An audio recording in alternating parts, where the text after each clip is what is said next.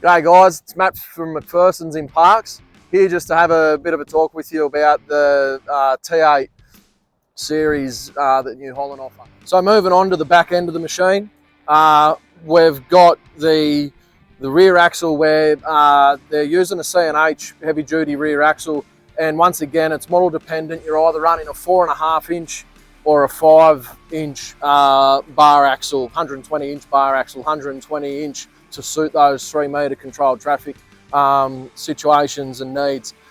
You've got a range of tyre options where you can go from a set of 480 or 520 joules up to a 710 or even an 800 I've seen single. And then of course onto our 18 and 24 inch smart tracks as well. Righto, so moving right to the back of the machine, we're moving on to the hydraulic section.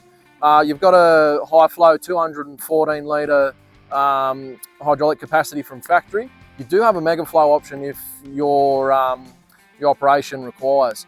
So standard from the factory, these tractors come out with 4 rear remotes. You can see that we've ticked the box for the 5th remote on this tractor. You can have up to 6 rear remotes if you wanted to, as well as front remotes and front linkage for the applications that require that. It also comes standard with the power beyond valve.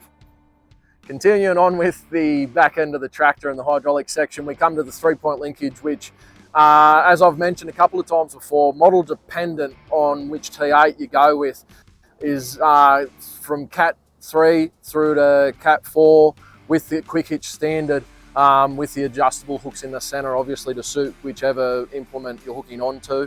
The linkage on these tractors is rated to either 5.8, 7.9 or 9 tonne. Also for PDO work, you have a soft start PDO standard in these tractors with either 540 or 1000 RPM capability.